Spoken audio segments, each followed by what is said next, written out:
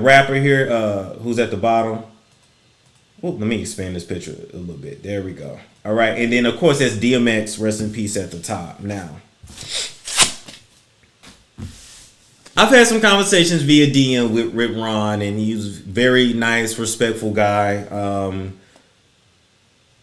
Very nice and respectful guy from what we've conversed. And he actually spoke out on his platform to say that the lies, alleged lies that DMX has told on him for the last, 15, 20 some odd years, that is a lie.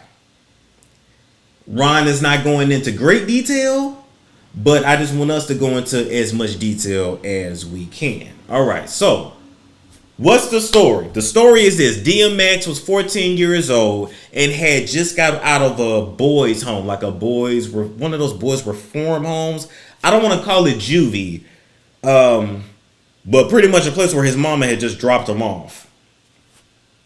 And so he's out, he's 14, he discovers rap, he's battling, he's going all around New York battling. Wherever he could, he was serious about his craft. He was serious. Just like he was serious about robbing when he was robbing. We can laugh about that now, but DMX did used to choke a nigga up and rob him. Anyway, so he's 14 years old, good friends with Ron. All right. DMX's side of the story is that one night after they had got through robbing and, they, got some weed, that he just wanted to hit the blunt. And the blunt was passed to DMX allegedly. And DMX has always maintained that blunt was laced with crack cocaine, which then sparked his addiction to harder drugs. Now, here's where Ron is coming in and saying this story is not true. Number one, Ron is saying, I never gave him a blunt laced with crack. Number one. Number two, Ron is saying, how was I 30 years old when DMX was 14 and we're only 3 years apart? Those are two areas, right? Two key areas that makes a difference. Now, we don't know much else outside of that. Oh, no. Third contradiction, possible. I've seen one interview where DMX said he had not touched anything before, any kind of drug. Seen another interview where DMX said he had just took a puff of weed here and there. But he didn't really like it. He was more kind of just doing it as something just to fit in with the fellas. So that's 3 points of contradiction. Now, I wish that Ron would have came out with this years ago. From what he's told, and Ron is on the left, by the way. From what he's told me, he's tried before, and he says he gets attacked by the public every time he comes out and talks about it. Okay, so let's get into it. So first things first, age. Ron, his rapper name is Ready Ron, but his name is Ronald Williams or Wilson, Ronald Wilson. Okay. He ain't got no Wikipedia page, and we know that anybody can change their Wikipedia page to whatever, but from what I can find, born November 18, 1965. That would make him currently 55 years old. DMX just died and he was 50, okay? So according to this, DMX and Ready Ron are actually 5 years apart, not 3. But we know that everything that's on the internet is not true. So, Ron, if you want to just flash us your driver's license, we can debunk that part. So, difference of 2 years. So, this means that when this alleged crack incident happened, that Ron was either 17 or 20. But he wasn't 30. And that does make a difference. Because a 17 to 20-year-old brain from a 30-year-old man, it's two totally different. Some of y'all still dating teenagers, but that's another story too. Okay, so that's one place right there. So whether he was 17 or 19, them hanging out and being friends now doesn't sound so weird because they were still around the same age. And when you grow up in New York, you grow up fast anyway. Hell, 14 is like 28 there. So that's not unfeasible. Okay, so of course, the video didn't want to download. So let me play y'all what Ron had to say here. I'm going to play out what Ron had to say. I'm going to hold it right up to the mic, so I hope you can hear it, but we're gonna go for it. How was I 30 years old in 1985 and he was 14, and him and I are only 3 years apart? You gotta remember, just because somebody is world famous doesn't mean they're always honest. And I've got nothing bad to say about him, but you gotta stop lying on me. Ready, Ron? How was it? All right, now I'm glad that Ron actually went ahead and at least said something, because like I told Ron, if you don't say nothing, then literally this narrative is going to be out there forever.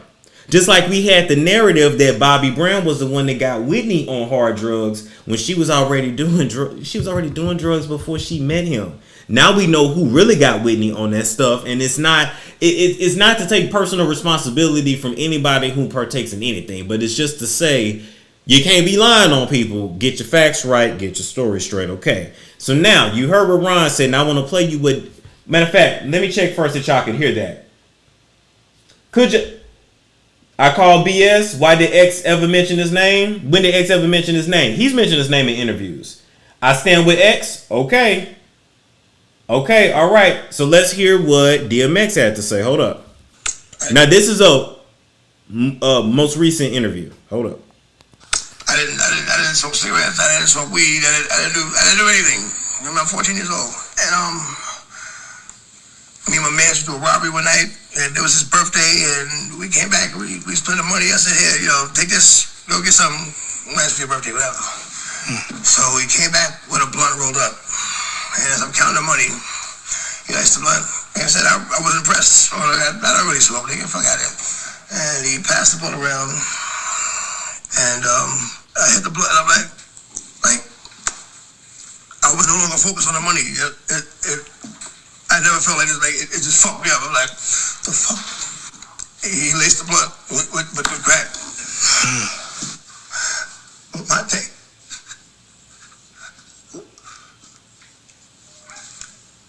Why would you do that to a child? Like 30, you know what I'm saying? And he knew how I looked up to him. I didn't smoke cigarettes. Okay. So y'all heard what DMX said there.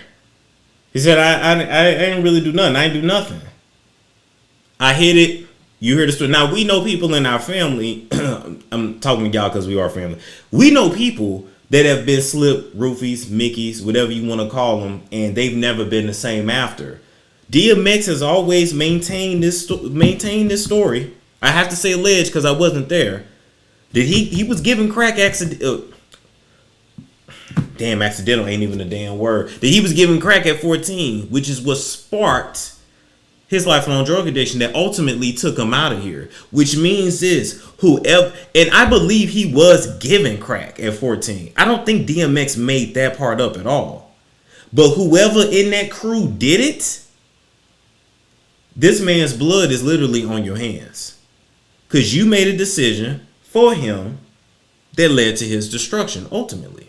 Now, I went back and found this interview on VH1. This looks like it was from early 2000s, right? Behind the Music, back when they did those. Listen to this version of the story. Hold up. DMX did with Ready Ron.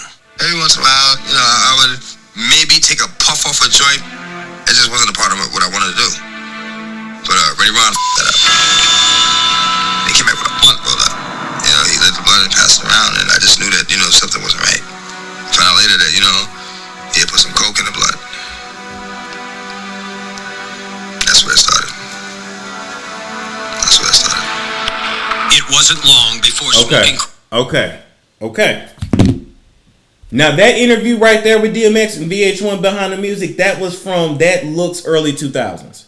That looks early 2000s, back when VH1 was actually a good network. Now, no shade, but shade. Zeus took over for y'all ass. Anyway, with that being said, what do you guys believe?